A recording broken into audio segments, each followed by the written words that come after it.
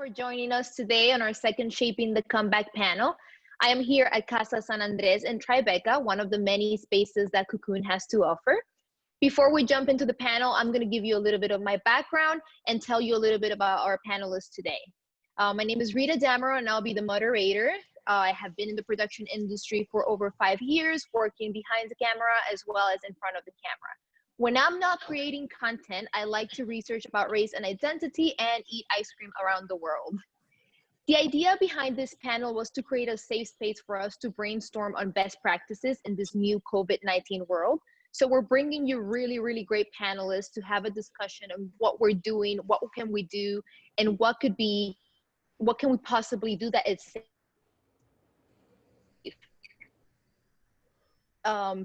I'm going to give you a little bit of their background. We have Mark J.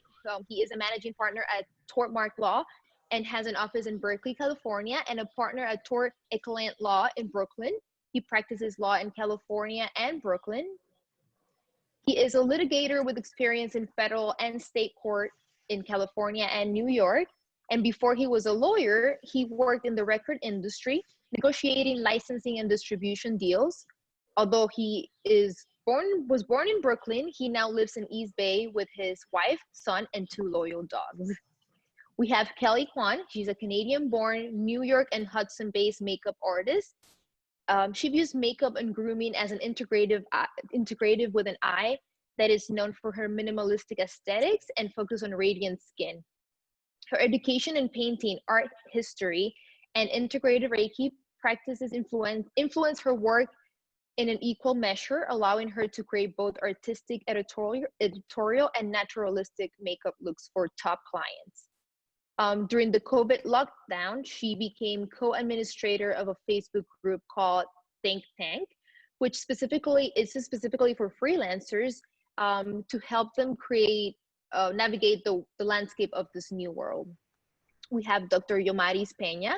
Originally from the Dominican Republic, Dr. Pena is an internal medicine specialist in the Somos Community Care Network.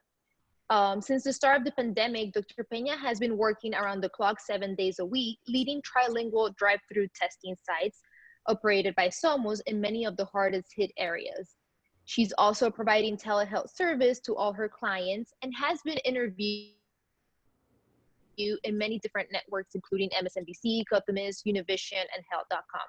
Currently, Dr. Pena is in Texas leading a recovery plan for that state, and she will unfortunately have to leave in about 30 minutes. Then we have Mark A. After a successful career as a DJ and record producer, Mark made the switch to screenwriting and started working in production to support his transition in 2016. He has worked on commercial and indie films, and his company, Safe Production Services, combines both traditional location services with COVID safety and infection control. He is also studying virology and has been personally battling with COVID since April 24th of this year. Last but not least, we have Edu Monteagudo, CEO of Cocoon, joining us from Casa Caner in the East Village. He is a designer, interior architect, and entrepreneur in love with the concept of flex spaces. He believes that the flex uses of spaces and existing infrastructure is a revolutionary concept that could help us reshape not only our future homes, but also our future cities, making them more democratic, sustainable, and eco-conscious. With his company Cocoon, Edu hopes to make transformational design accessible to all by serving production, events, and offsite industry, offering flex spaces managed by some of the top in the industry. Now we can get into the panel, and if you guys, I'm gonna leave it to Edu to give a few words and then to our guests. Thank you, Rita, and thank you all so much for joining us today. Very quickly, I want to explain why, how, and who. Why are we doing this panel? How the panel is going to work and who is in the audience. As Rita said, we manage several locations for flex rentals. Our biggest rental category is media productions. By the end of May, we started seeing a very serious increase in the number of leads, and we decided to start chatting with some of our best client producers. We realized that the production industry was ready to go back to work as soon as the stay-at-home orders were lifted. We organized a first Shaping the Comeback panel to answer some of the questions that as a team we had. How do we go back to work on location safely?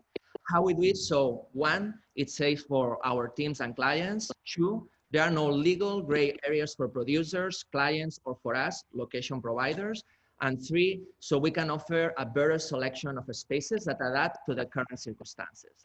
After finishing the panel, we understood that no one had a clear answer yet, and that probably the best thing to do would be to keep having more interactions with all parties involved and keep building from there. And that is exactly what we've done. We also started working on our own health and safety measures that have been used as a reference for many other location providers in the industry. We know there is a lot of work to do to keep shaping this comeback of a production industry that is starting to resume work. And here we are, delivering the second episode of a Shaping the Comeback series. We envision this series as a series of panels and also interviews to producers that have been able to complete successful productions in our spaces. We don't know yet how many. It all depends how long this sci-fi movie we live in lasts. Our idea for this second panel is to make it a working session with inputs from you guys, the audience, to understand how you envision going back to work safely and discuss it with our panel of health, legal, and production experts. This takes me to the how the panel is gonna work. Well, we want this panel to be very collaborative. We want you to participate. We selected a few experts that have done or do business with us on a regular basis, but everybody joining this panel is part of the industry and your opinion really matters. This is why we want to explain you the tools to interact with the panelists and the audience. The Q&A button, you will find this button probably in the right bottom of your screen. We recommend you to use Q&A for questions you want us to ask to the panelists. Audience will be able to vote these questions. So if we have a lot of them, we will just pick 5, 7 that have more votes. We want to end the panel maximum at 4 p.m. Eastern time. You have another button that allows you to raise your hand. When you raise your hand, we will be able to let you join the panel via audio. We want you to use this tool when you think you have really good insight about the topic that is being discussed. Please be thoughtful on how you guys use this button. Only super valuable information. There is another button that says chat. We think that this chat should be used just for networking purposes. We won't be checking it. And lastly, we will release polls. When we see that a topic gets a little bit stuck or we consider we want to hear the audience opinion on something, I'll be creating the poll from my computer, and once I release it, a window will pop up in your screen and you will be able to select your preferred answer. We will give 15 seconds to answer and then we will publish the results. And the last thing I want to explain is who is in the audience. We have a lot of creators from the production industry in the audience, producers, DPs, creative directors, videographers, filmmakers, etc. We have students from different production schools. We have quite a bit of space owners and also Cocoon property partners. We also have a good amount of our team members.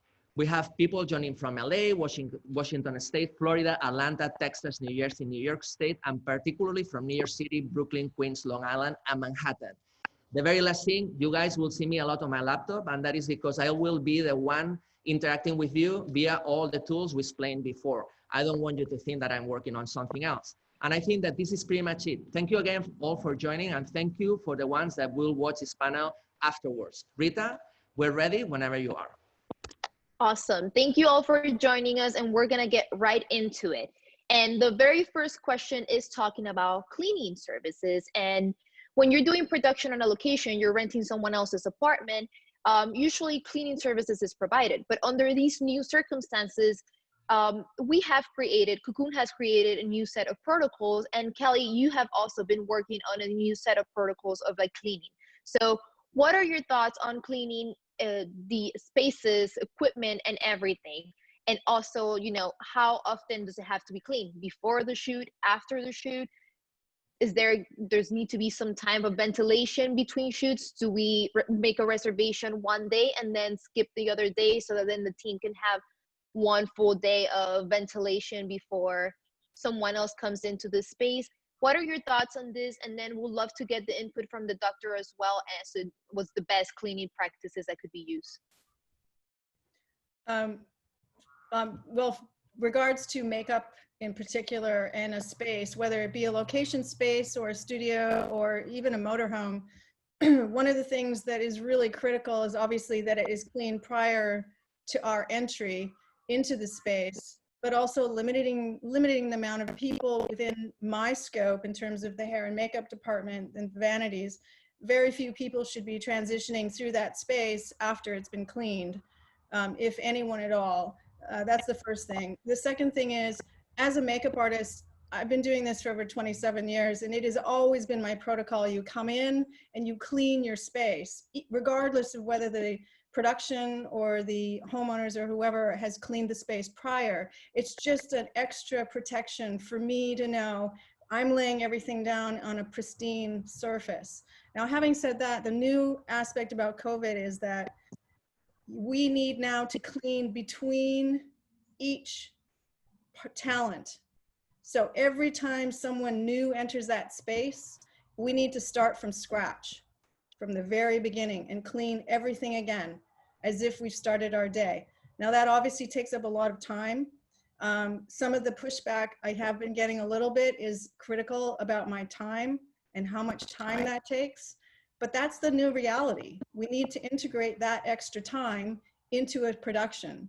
And the cleaning service doesn't end at the beginning before we get there, or the day of, or post-production. It has to continue throughout the entire production. And what are the, I'm curious, when it comes to the cleaning, Dr. Pena, what are the cleaning services that has been used for doctors' offices? Like what are in doctors' offices, what are they doing to clean surfaces?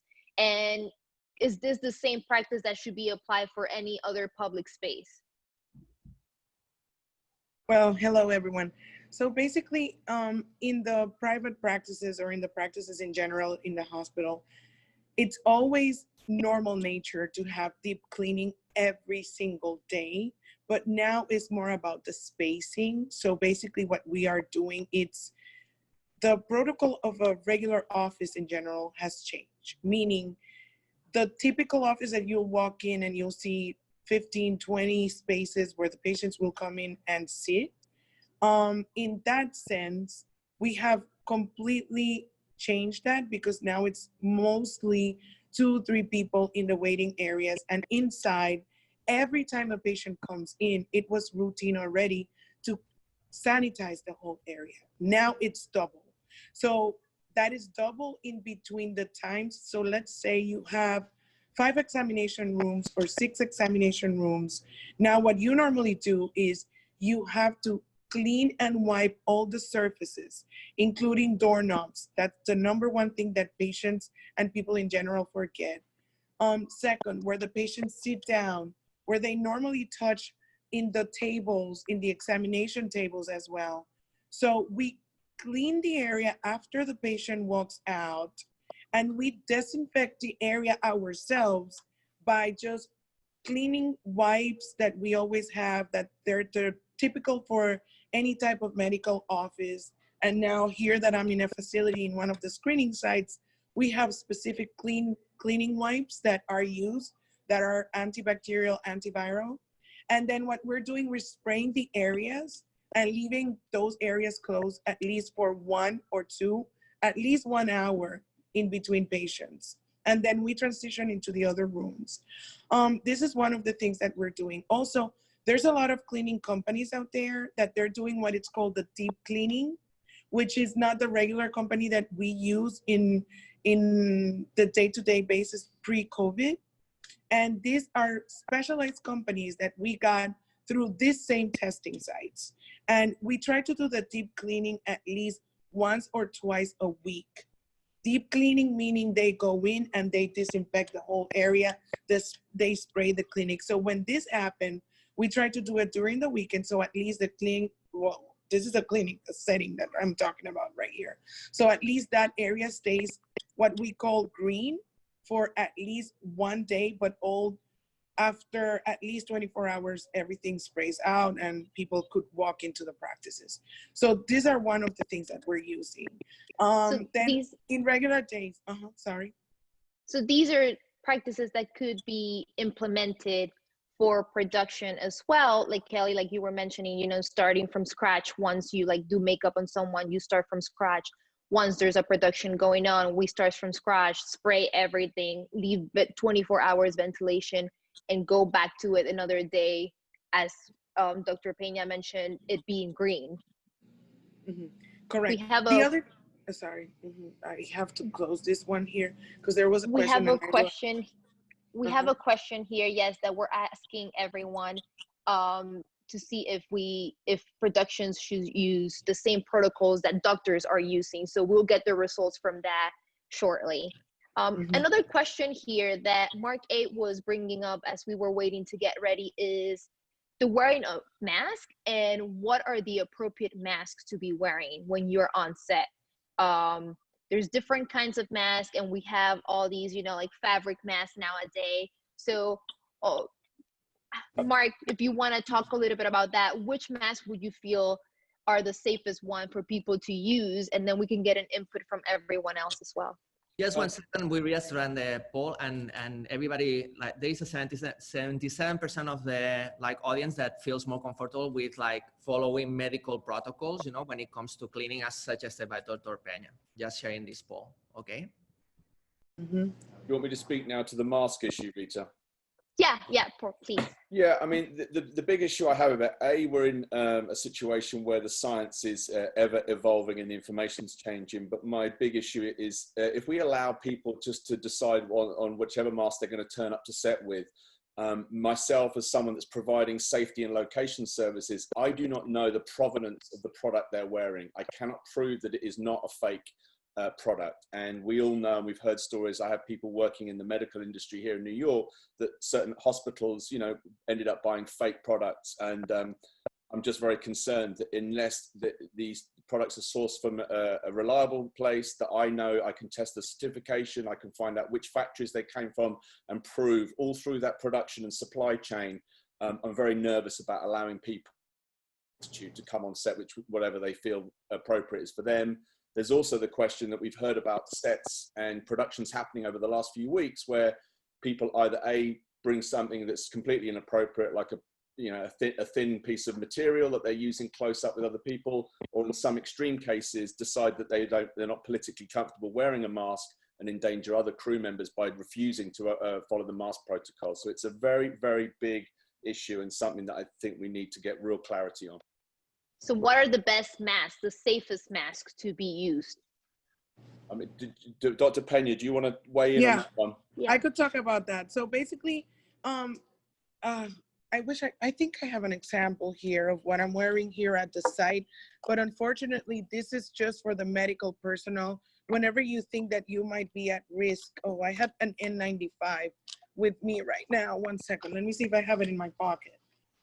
I should have it. I was wearing it and then I took it away. Yeah. So here I have an N95 and this is the one that is the 1860. There's different protocols of this one. There's a small one. It depends on the type of shin that you use or that you have. If you have a small shin, you should use the N95s that are small. And then for example, myself, I'm using this one. Okay, so this is what happens. This type of masks are used for the healthcare providers. So if we start telling people out there, this is the safest mask, we're gonna run out of it everywhere. And then the people like us that are exposed to patients that are extremely sick, we're probably not gonna have enough.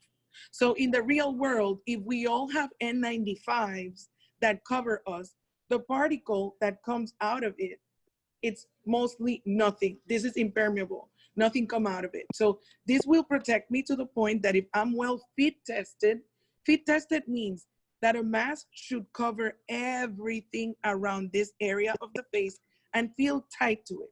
So yes, people are uncomfortable. That is a good thing that you're uncomfortable if this is actually tight and sealed into your face. There, you could be protected.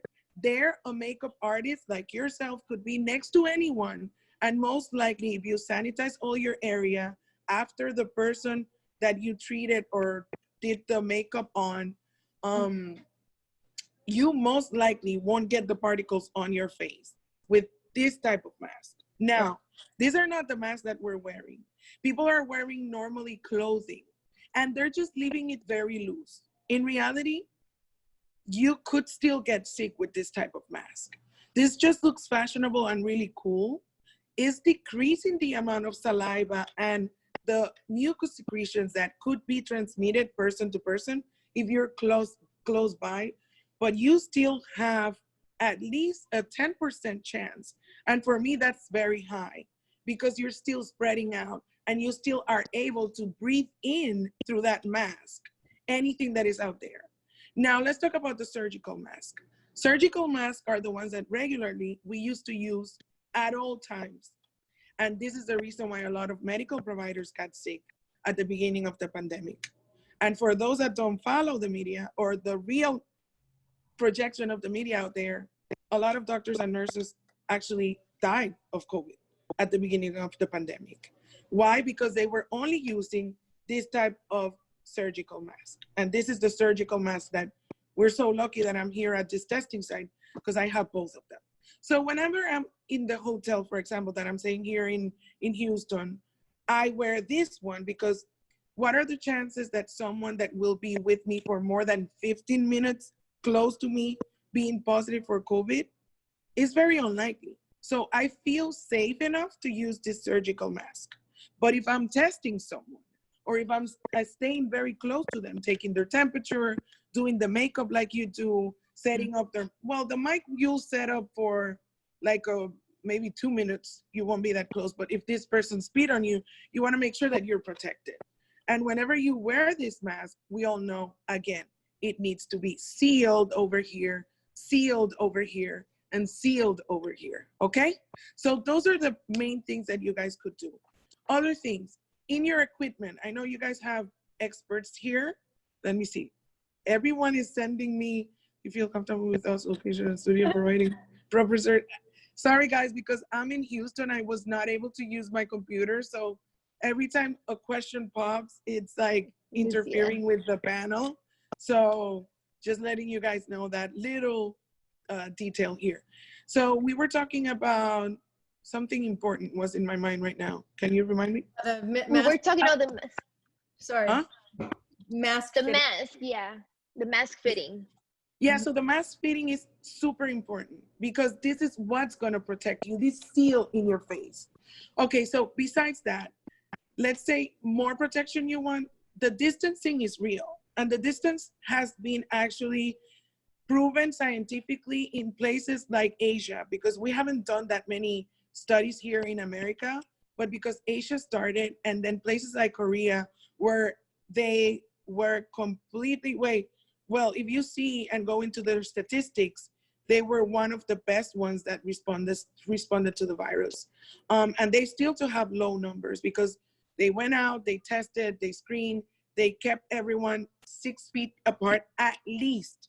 And when we use the 6 feet, people are getting, 6 feet, at least 6 feet. You should be the further away that you can. The problem in production and media is that you need the sound, right? So a lot of the interviews that people have come and done to me at the screening sites, at home, they do the 6 feet, but they have to use the microphones that are The boom mics, yeah. Yeah, the boom mics, and they signalize so that way the people out there, whenever you're projecting anything, you set up an example, and also you take care of yourself because you're at a screening site. Another health question here to bring this to this other question is the taking of temperature. Kelly, if you want to discuss how you have included that on your protocols, and then Mark J and Dr. Pena could speak a little bit about how to best implement it, and if it's like a little bit too much of an invasion of privacy by taking people's temperature as soon as they show up on set. Curious to know what you have to say about that. Well, so within the protocol that was put out on our behalf to the freelancers union, we do have a clause in there that production actually takes temperatures. Is that most of the productions that I've worked on, which are very few so far, they all have included that they will do temperature checks upon arrival. If it's a building site where you come into a common entry area, that is managed by a different company than the production company, they will have often someone there doing the temperature checks before they even allow you into the rest of the building. Now that has been somewhat consistent. I would say in New York City, it's not been 100% consistent. So the second barrier to entry will be the production company, right? So the production company therefore has to take on the responsibility of making sure that they take the temperatures and they make sure everyone's on the same page before they let them into the studio space. By the time they get to me, I would have hoped, fingers crossed, that they have been vetted and they're healthy and, you know, they're good. But if for any reason I feel uncomfortable with that, I have also have my own thermometer just on the off chance. I also have a oxygen meter as well. You know, call me paranoid, but you know, it's just, I think, good to have these things in case, you know. It's like you cannot always rely on somebody else to pick up the pieces. And I think that as an artist, now it is shouldered on me and all my fellow colleagues. We should all feel this responsibility of sharing the burden, because it's a lot to take in. There's a lot of changes that have happened in our industry, and I don't know if it's ever going to go back, but right now, this is our reality. Mm-hmm. Can I intervene here? So about the temperature checks, I am in favor, but we have to remember that not everyone that gets COVID gets a fever. So we have this whole propaganda about taking the temperature, and people think that, oh, I don't have a temperature, I don't have COVID. That is not right, because I've had at least 50 to 60% of the patients that I've spoken to that they did not develop a fever. Some of them, they just had chills, or they felt that their skin was warm, but then when you took the temperature, it was completely normal. So we're doing this basically to calm down the anxiety of people, but in reality, we have to create screening tools.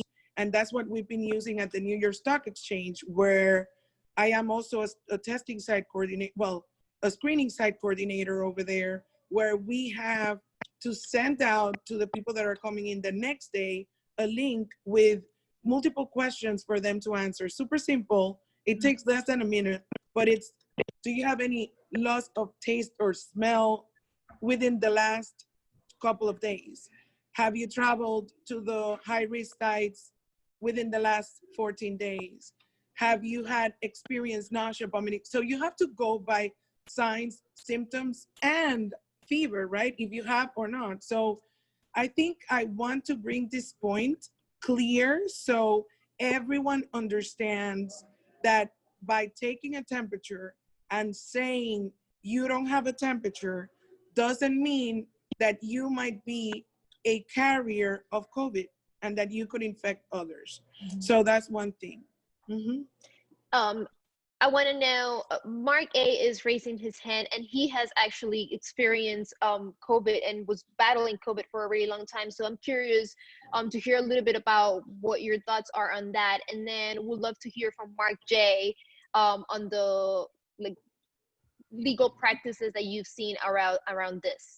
Yeah, I wanted to speak to what Dr. Pena said. I mean, I ended up being sick for 85 days. I was hospitalized 3 times with respiratory distress. I never had a fever at all. I had chills, I had aches, but yet 3 times my oxygen level dropped below 80%. And I was in big trouble. And if it wasn't for medical intervention, I probably wouldn't be here today. So that is a very, very, you know, I see all these like, oh, we're going to open up our leisure park and someone's going to stand there with a digital thermometer and everyone's going to be happy to get on the roller coaster after that. It's just one of the things we should have in our arsenal: screening, the checks, the visual, you know, who's presenting with symptoms? What do they look like from a visual inspection? So this reliance only on the thermometer and the fever is potentially very dangerous. Of course, we have to do it. It should be something that we do, but it's just one facet, one aspect of the things that we do to create a safe environment for us to work. Because if that had been the only criteria that I was tested on, then I wouldn't have made it to hospital myself. Mark J, do you have anything to add in terms of? One of the most important things you need to do is look up the rules that are promulgated by your state and your county. For New York State, that would be looking up New York's executive orders. You can enter in the industry, you can enter in film industry, you can enter in the county. If you do that right now, there's a lookup tool. You enter film and production industries, and New York City, you'll find that it's in phase 3. And it'll set forth the rules for phase 3.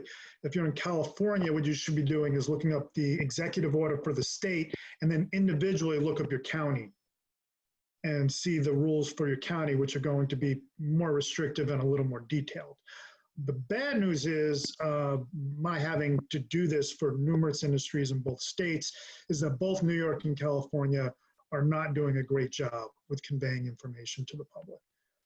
In different ways, New York and California, their rules are convoluted. They require to look at several different places. Some of the instructions aren't precise and clear, which they need to be, because you shouldn't need a lawyer to know what you should have to do to keep everybody safe and healthy. But that's the way there. And often you'll see things and you won't even know for sure what your answer is because they're contradictory. Not only that, you might have noticed that our governors are playing like Lucy with the football sometimes, saying you can do this, there's a spike, and then they take it away. Mm-hmm. But nevertheless, this is what you have to do. A couple of things. New York is, as I said, New York City is in phase 3, which includes the film production. It is allowing up to 25 people in an indoor space for your event. This is subject to social distancing, wearing the masks whenever you need to do so. That would be anything besides where you would have to take off the mask for the purposes of the shoot. That's New York. LA County in California has, you need to look it up, there's about 10 pages of rules. Yes. Mm-hmm. Before you get into California, I know Dr. Sure. Pena has to go because she has to go back to the testing site. So I'm just going to allow her to say goodbye and then we can jump back into California. Can I get one quick question to the doctor? You got to go. Before I go, actually, guys, someone asked about where to get fit tested. Unfortunately, this is something that it's done in hospitals and in settings like this one, a screening site. But I have a trick for everybody. This is good. So if you get your mask and you place it and you seal it, it needs to feel, you cup your mask, you place it well into your face, you seal it, and then get a perfume. Get anything that you're familiar with and spray it. If you could smell it, you could get corona with that mask, okay? Because that's the only thing we do in fit testing. We get the mask on and then we start spraying bitter, sweet, things that if the patient, we pump it several times and they could still feel it in the back of their throat or in their nostrils, then that's not a good mask. So do that at home. Spray something that is bitter or a perfume that you like multiple times near your mask. If you could smell it, that's not a good mask. That's not a well-fitted mask. So I'm gonna go and I will be back in another panel for real. Is that this was an emergency call here at Houston. I just wanted to show you because we're at a church, but this pastor is like out of the world. He has one of the infrared thermometers. I don't know if you guys saw it. You guys want me to show it to you or should I go? Yes. What do you guys want? Yes, show it. Okay, so let me just do this really quick. It's gonna go, this is the entrance. So this is the way that they're trying to keep the people that are coming. It used to be apparently 3,000 people coming in and now they're only doing approximately 160 people. They mark and signalize everything. If you see, this is where you're supposed to stand. You stand here, and then you go this way, and then you look at the camera, and I am successfully, you saw my temperature. Temperature is normal. So this is what a lot of places are using, and then if I don't have a temperature, then I just continue going in. And then their capacity, if we go into the auditorium, I don't know if I'm allowed, but I'm just gonna show you. I think they might, nah, they open it through here because I wanted to show you something here. So if you go, you will see this huge capacity that they have in here. Huge, huge, huge capacity. Look how they're keeping the monitors completely closed and wrapped in. Do you see them? Yeah. And then they blocked all the cities. So they blocked distancing for people. And those are roads that people cannot see. So it's very smart. It's just ways to not completely close it and keep people safe. You're still gonna have all the things that we spoke about. And then they're doing like times only for high risk population, which is the elderly. Anyway, you guys got that little thing, which is not where we're doing testing. We're doing testing all the way down to the area where they have the stadium and all that. So I'm going back to my screen. At least you saw how they're Thank you gonna so keep their. much. Thank you so I much for hope that joining us. Stay I'll safe. see you at the next time. Thank Bye you, Dr. bye. Pena. Yes. Thank Bye you. guys. Bye. So, Bye. Rita, I Bye, would like Dr. Pena, to, thank you. 1 second very quickly. We have like a question that I think that maybe Mark A. or even Kelly that could answer. Leah Rudolfo is asking us if there is any PPE kit that is readily available for productions specifically. Do you guys have, if there is anything out there?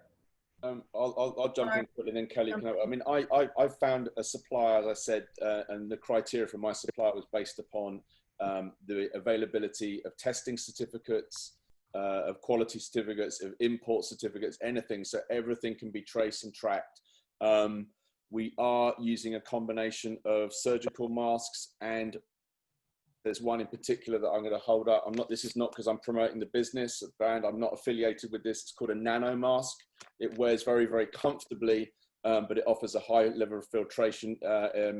So we're happy to use that one.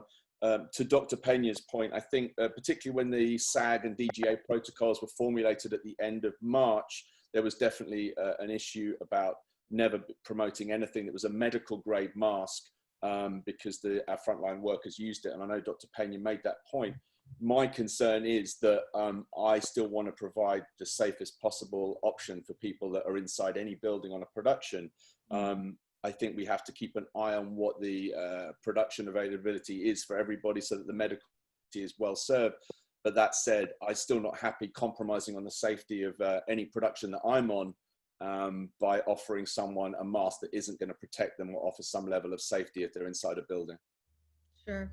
Mark, to your add to your comment there, one of the things that I was reading on our forum yesterday was that if there were new things introduced or brought in by crew members, for example, specifically to the masks, but in this context, they were talking about cleaning products.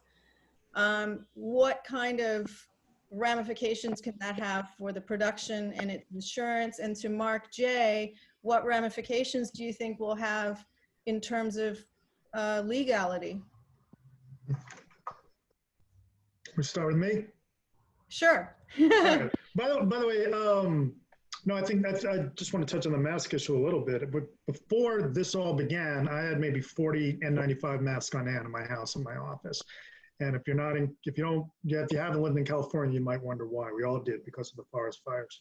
You can sense them, and you could sense them from, believe it or not, like 60 to 80 miles away, something I did not know before I moved here. I wound up donating nearly all of them to hospitals that needed them. And then, of course, we scrambled to find something. Getting back to your question, it is imperative that you follow the guidelines and rules from your state and local governments. But the downsides are, number one, as I said, they're convoluted, and you have to look at them really carefully. And if you don't think they're convoluted and you think they're clear, it might be because you're missing things. So err on the side of caution and all of that.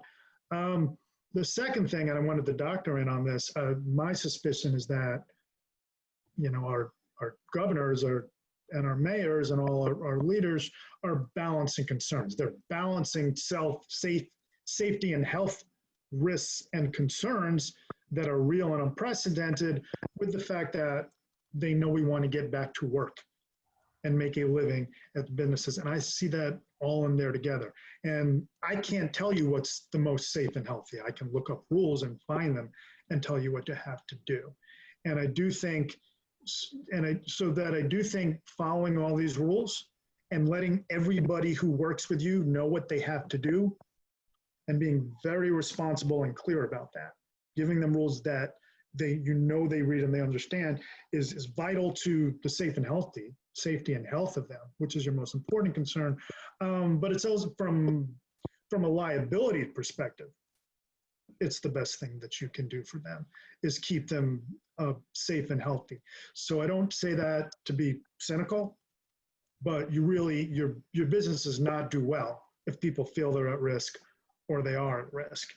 And if you don't take precautions, if you look at the most cynical level, you could be opening yourselves up to legal liability. So regardless of how difficult they might be to follow or understand what they are, you do have that obligation. Look up your state, look up your county. Again, New York City in phase 3 up to 25 people, but make sure they're social distancing, make sure that they have the masks. Yeah, one of the things that I noticed also, you just brought up the 25 people limitation. And one of the things that I have been trying to wrap my head around is in a photo studio situation, traditionally, especially the large photo studios, they have more than one space. You know, traditionally they may have, you know, anywhere from 3 to 10, depending on the size of the studio. You're talking about 25 people per studio space that all use a conduit of shared space to get in and out of that studio. So therefore, that's a lot more people than 25. Right. So it's 25 people or no more than 50% of the maximum capacity. Okay. Right. And you're being told to avoid sharing spaces. Right. So everything that you have to do, and the doctor give the best bit and be conservative about it. They're telling us, the states are telling us that people aren't essential to the production. Don't bring them there. People that can do things elsewhere, don't bring them there. And this is going to be really disappointing to you. In LA, they're saying that makeup and hair should be done before you get there. I've heard that. I don't know who they suppose is going to be doing the makeup and the hair, because it creates the same concerns when they do it someplace else. But this is what they're being told, and you have that obligation. Yeah. We had an interview with a producer that used one of our spaces, and for hair and makeup, the talent brought all their own stuff. So that's what they did, you know, their own lipstick, their own brushes, like that's what they were doing to try to like decrease the responsibility on behalf of the makeup artists. That's a whole other issue, Rita, is that the products themselves, I mean, I haven't even touched on that. You know, essentially I've had to rebuild my entire workflow, my entire kit, as have many of my colleagues, you know, who've gone back to work. You know, we've all had to find different strategies to realign with the needs and the protocol that we now have to consider part of our workflow. Absolutely. If you have more than one talent, that used to be, you know, not a big deal. Most of us are used to working with multiple people at a time, and you know, we had a great workflow with that. The problem now is that, as I hark back to the sort of the cleaning issue, is that not only do you have to clean thoroughly as if you're starting from scratch between each talent, but each of their items that you've used for them have to be isolated and put aside and only used for that talent. I mean, I went out and bought, you know, throwaway disposable items, which I can't tell you I hate, because I have to, that means more trash, more expendables. But I have to do that. I have to do that because it's the only way to keep them safe. I know this is theirs. I literally hand it to them and say, this little bag, this is all you. Which this brings up another question, right? Like, you are a conscious makeup artist that not only cares about your safety, but also the other person's safety. And there is, you know, that there's the question about the responsibility and signing waivers, which is a hot take, as popular speaking, lingo speaking, people are calling these terms of like a question that a lot of people have a lot to say. And it's like, curious as to what are Mark Jake's thoughts on signing waivers, and is that going to help the production team? Is that going to help the talent? Are we in a point where that's even convenient to do? Okay, I'm glad you asked, because I'm hearing a lot about waivers from the outside, waivers of liability, and I'm finding that at least the public is shocked about their existence and about having to sign them and having them imposed on them. I'll be honest with you, I'm not shocked. I'm not surprised. I'm not offended. We all sign waivers of liability all the time. If you've gone to the gym or you've gone rock climbing or basically done any physical activity, you've already signed them. And they're usually given to you individually, so you may not have an opportunity to negotiate them, but they usually have an opportunity to read them. They're usually no more than a page. And I read them all and I keep them, right? But I don't negotiate them when I go to a gym or something like that. We already do these kind of things. And now we're seeing them specific to COVID-19 and pandemic concerns, and we're a little upset about those. So my view is that this goes back to my refrain. The most important concern is, are you being kept safe and healthy? If you're being asked to sign to somebody and you don't think they are, you don't think they're taking the precautions that they need to take, it really doesn't matter whether you sign a waiver or not. You shouldn't be there. And if you are having other people sign these, your primary concern is that you keep them safe and healthy. And don't think of that waiver of liability that's going to get you off the hook. Because number one, you don't want people to get sick and die. I really hope you don't. If you won't look at that from a human perspective, at a practical perspective, it's not good for your business.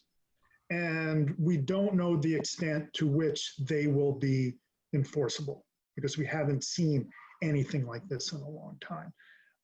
What I'm telling you, my impression is they will be enforceable to the extent that you're not causing harm, that you are following rules, right? The same way most waivers of liability are to that extent. And in fact, we understand when we participate in activities, there's risks to that activities. Even if you don't sign a waiver, if you wind up spraining your ankle at the rock climbing gym, you might not have a cause of action, because that's what we call an implied assumption of risk, that you know these are the kind of things that you take into consideration. But everybody coming into your space to work for you or work in your space does have a reasonable expectation that you're keeping it safe. So if you're not following the rules, then you may be opening yourself up regardless of that waiver. Now, in a real lawsuit, and I haven't done that type of lawsuit. In a real lawsuit, there are issues with that you'd actually have to show, someone getting sick would actually have to show causation. They can actually trace their getting sick to some failure on their part, and that you got it from the place, and that's going to be very difficult in most situations, especially attributing it to any one particular failure. But from the perspective of the venue, from the perspective of anybody offering them, it doesn't get you out of following the rules. But please, sorry, that's my wife. So these waivers might be, make them prominent. Yes, I'm sorry. so there might be more of like enforcing social responsibility from each team member, each crew member, apart from the location and production company as well. So like by a crew member signing this waiver, like, yeah, I agree that I will be following these rules and XYZ, it can kind of create more social responsibility or awareness of that. Absolutely. What you should not do, you should actually have that in writing. You'd have to have them sign that these are the things that you will endeavor to do. You will keep a mask on at all times, except, when the camera's on, you can't, or whatever that rule is. You will maintain your social distancing. You will let me know if you exhibit any symptoms, coughing. You will let me know if you came in and you had a fever. These are their responsibilities, right? And they have to be clear and prominently conveyed to everyone. So if you're in the habit of giving people long, convoluted agreements to sign that they don't read, that's not what you want to do. Mm-hmm. I say this a lot in almost every industry I work on. The purpose of that contract is so that people can read and understand it. If you're giving them something you don't expect them to read and you don't expect them to understand, and they don't know what their obligations are, people will get sick because of that. And you can't have that. So have those rules, have them prominently, have them in boldface, make sure they know it, have them initial certain important requirements if they can. The state wants you to put them prominently on the walls, but you really do need them to sign that. That's absolutely. I should add, in a contract that's usually under something called Warranties and Representations, I won't get into the weeds on that. Many people don't understand warranties or representations, and there's a difference. The difference isn't even important. What's important is that you put them forth and everybody understands. And everybody understands what they can do and what they cannot do. Right. What about, I had a situation, Mark, Jay, where I had a contract presented to me. I went over it because I like to read these documents. And I actually said straight up, I have all this huge stack swaths of it redacted. I said, I'm not signing this at all, because what it did, and what I found to happen is that some clients are taking this opportunity to basically put the entire onus on the crew members, and they are not responsible whatsoever. At the very last of this waiver sentence, it was something like, even if we are responsible, we are not going to, you're signing your life away, literally. And they used the word death in that document many times. And I just refused. I refused to sign it. I made them write it again. California, good for you. If you can negotiate those, then great. But in my view, in that situation, you still have to be concerned whether or not somebody's keeping you safe. Indeed. Right. Even if waiver or not. Yeah. Because they don't seem to be if they're not incentivized at all, then they're not incentivized. And that would be my concern. California has some express exemptions in the law where waivers of liability are not going to be enforceable to the extent that they're caused by the person who's giving it to their intent or their recklessness. Okay. And in some situations, they're just not going to be enforceable. Right. At the time when you're signing it, you don't know. If you can negotiate those, then great. I typically, as a regular person and not in my lawyer life, I either just get in the kayak and just suck it up, right? Right. In this instance, it was wonderful. It sounds terrible, but in the end, the agreement I got to with my client was that they were grateful to have me provide not only the protocol, which I've shared, the freelancers protocol that I was co-writer of, but also writing of the waiver that was applicable and even and fair for both the crew member, meaning me, and them, the producer and the production company, because they just didn't have the time to deal with all this stuff. I get that. So their intent was that they were trying to do something or pull a fast one. Their intent. My geese are squawking. I'm sorry. That's new. Sorry, they can hear me through the window. I'm sorry. Anyways, so they were just didn't know what else to do. They needed to get a waiver out. They wanted us to sign them. They were in Satellite in Kansas City. We were in upstate New York. So it was very difficult. But in that, I mean, there was a freak out moment for some of us, for sure, when we started reading it. And I think time is something that production is usually in a rush, right? And like we don't have time to do a lot of things, and that's gonna have to change. And now time is gonna be more valuable than money. Yes. So before you're trying to save money in a production, now you're gonna try to get time.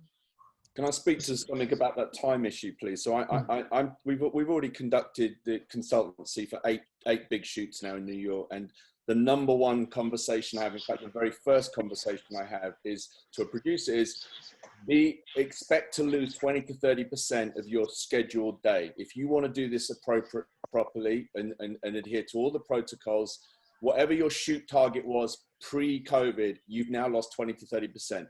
Some of that can be mitigated through very, very good planning and location assessment and questionnaires and all that stuff. We've managed to get that percentage down, but I think it's very unfair if a producer goes into any of these productions thinking they can still hit their same shot target as they did before. That's got to change. And so that's a really very important point you bring up there, Rita, that the time that we have on set now, safety has to be the priority of that. Yes, the only reason we're there is because there's a job to do and the client wants their shots, but we have to be prepared. And if it means scheduling an extra day on the back end of that, that is the world in which we operate now. And I feel very, very strongly about that. Kelly raised a really good issue when you were talking about that. When you see something you're being asked to sign that looks oppressive or completely irrational, It's not always because the person offering it to you is being as most greedy and selfish as possible. It's because a lot of people offer these documents and they really don't know what they're doing. They are giving you the same document they gave somebody else, which doesn't really apply to you, or they lifted them, they lifted them from another source and got them off the internet, or their lawyer really just gives that same document to absolutely everybody without really thinking about it. So if that's the scenario, in that scenario, absolutely, there you have an opportunity to negotiate if you raise your voice, or you can have somebody on behalf of you to do that. And that may be one of the reasons why we're being so concerned about these waivers, is because they're just irrational, and they seem oppressive on their face. So if you're offering them to people, know what it is you're actually asking them to sign. You have to read them too. Absolutely. Yeah. I think Edu.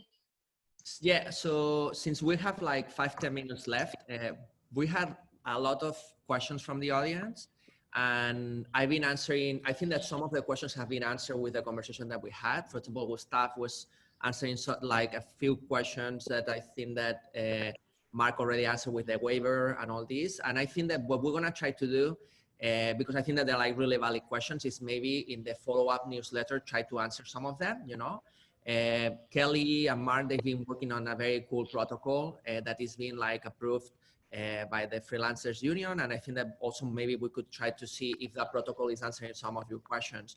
I'm gonna pick just one. I think that it was Leah again that was asking, no, 1 second, we had the someone was asking a little bit about, and I think that this is Kelly and Mark, do you guys think, or if we should be working in any type of compensations for all the new additional expenses, essentially for hazard compensation? Do you guys have any opinion on this?